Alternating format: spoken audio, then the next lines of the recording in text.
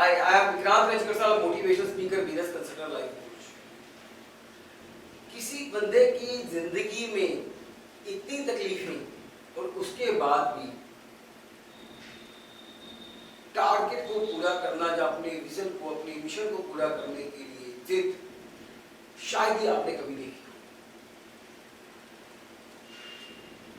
एक बच्चा जिसके पिता 5 साल की उम्र में ही चल बसे, उसके बाद घर में बड़ा होने के नाते उसके 2 छोटे भाई बहन के लिए 7 साल की उम्र में ही उसको छोटे छोटे काम करने पड़े और अपने छोटे भाई बहनों को संभालना पड़ा। 16 साल की उम्र में उनको भी पढ़ाई छोड़नी पड़ी और 17 साल की उम्र में उन्होंने जॉब की और उसमें भी वो रिजेक्ट हो गए। 18 साल की उम्र में उनकी शादी हुई और शादी के कुछ देर बाद उनकी पत्नी उनको छोड़कर चली। 18 साल की उम्र तक इतना संघर्ष, उन्होंने कई काम किए और वो काम भी किसी ना किसी कारण असफल रहे। 40 साल की उम्र में उन्होंने एक सर्विस स्टेशन खोला, वो सर्विस स्टेशन भी बंद हो गया। वो छोटे होते ही चिकन बहुत अच्छा बनाते थे, तो सर्विस स्टेशन की जगह पे उन्होंने रेस्टोरेंट खोल दिया जहां पे वो लोगों को अपना फ्राइड चिकन खिलाया करते थे। लोगों को बहुत पसंद आता था।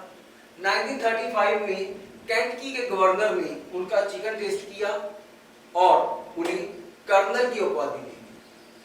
जी हाँ, मैं बात कर रहा हूं कर्नल हार्लैंड सैंडर्स की। KFC के ऑनर की बात, उनके जीवन के संघर्ष की बात। तो आइए शुरू करते हैं कि किस तरह का जीवन रहा, किस तरह का संघर्ष रहा और इतने संघर्ष के बाद भी उन्होंने हार नहीं मानी और आखिर तक लगे रहे जब तक उनका गोल, उनका मिशन अचीव नहीं हुआ। ऐसी होनी चाहिए, ऐसी जिद्द हर इंसान के अंदर होनी चाहिए अगर वो कामयाब होना है। इतनी ज्यादा तड़प होनी चाहिए अपने टारगेट को पूरा करने के लिए, अपने मिशन को पूरा करने के लिए, अपने गोल को पूरा करने के लिए, अपने सपनों को साकार करने के लिए, तभी हम वो मुकाम हासिल कर सकते हैं जो हमने सोचा है। तो कर्नल ने क्या किया, शुरू से ही स्ट्रगल देखा, रिस्पॉन्सिबिलिटी संभाली, जितनी जॉब्स की उन जॉब्स में भी अच्छा ना परफॉर्म कर पाए और जॉब्स छोड़ते गए या उनको जॉब से निकाल दिया जाता था। सर्विस स्टेशन खोला, सर्विस स्टेशन नहीं चला, सरकार की कुछ ऐसी पॉलिसीज आई जिसके कारण उनको वो सर्विस स्टेशन बंद करना पड़ा और सरकार की तरफ से उनको बड़े थोड़े से पैसे मिले। पदवी छोड़ गई। पदवी छोड़ने के बाद भी उन्होंने हिम्मत नहीं हारी। नहीं तो इंसान सोचता है कि मैं करूंगा किसके लिए और मैं कर क्यों रहा हूं, लेकिन वो फिर भी लगे रहे। उनको चिकन बनाने का बहुत शौक था और वो जो रेसिपी यूज करते थे वो उनका USP था, उनका एक यूनिक सेलिंग पॉइंट था कि जो वो रेसिपी यूज करते थे। कर्नल ने 65 की एज तक स्ट्रगल किया। जब उनका काम बंद हो गया, उनके पास किसी तरह की कोई अर्निंग सोर्स नहीं रहा, तो वो अपनी रेसिपी लेकर होटलों में जाने लगे।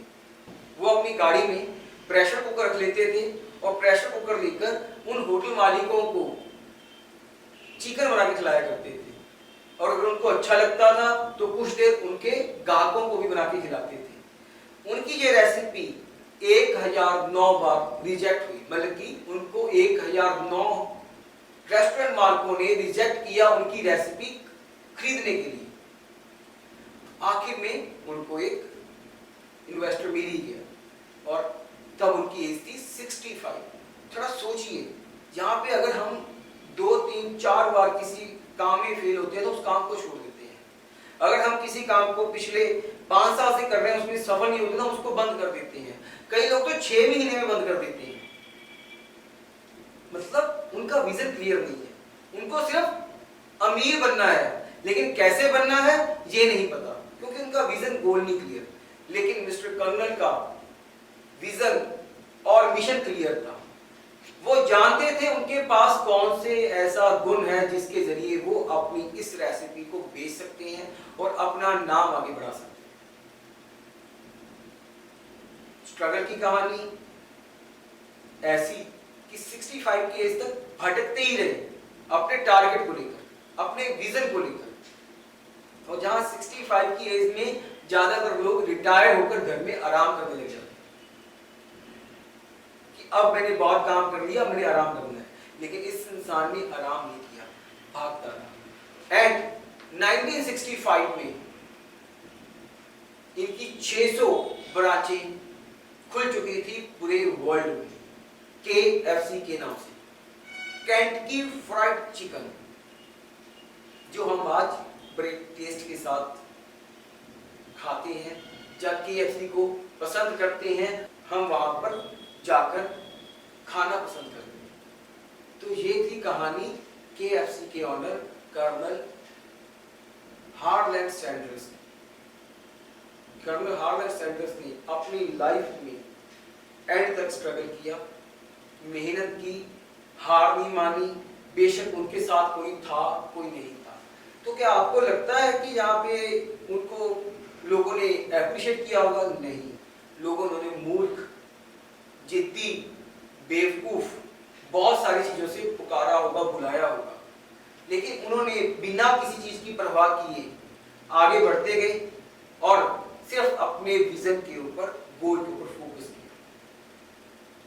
अगर आपकी भी इच्छा जिंदगी में कामयाब होने की है तो नफा और नुकसान ना देखिए, सिर्फ अपने विजन को सही दिशा दीजिए और फोकस्ड रहिए और अपने गोल की ओर बढ़ते रहिए। मेरा विश्वास है आप एक दिन अपना गोल अचीव करोगे और उस मुकाम को पाओगे जो आपने सपने में सोचा है। और सबसे बड़ी बात, किसी को नीचा मत दिखाइएगा। ये सीरीज इसीलिए है कि जो लोग दूसरे को नीचा देखते हैं, नीचा गिराने की कोशिश करते हैं, नीचा सोचते हैं उनके बारे में कि ये कुछ नहीं कर सकता, ये नकारा है, इसने इतना नुकसान कर दिया, इसने इतना बर्बाद कर दिया, इस बंदे के अंदर कोई काबिलियत नहीं है, तो बोलने से पहले ये सोचिए कि हालात कभी एक से नहीं रहते। उम्मीद करता हूं आपको हमारी ये वीडियो अच्छी लगी होगी और इस वीडियो को देखने के बाद आप भी अपने अंदर चेंज लेकर आएंगे और लोगों को अंडर एस्टिमेट करना और उनकी तरफ उंगल करना बंद कर देंगे और अपने गोल के प्रति भी, अपने विजन के प्रति भी फोकस्ड होंगे और उसको अचीव करेंगे। उम्मीद करता हूं आपको अच्छा लगा होगा। मैं आपका विक्रांत रहे। नमस्कार, बाय।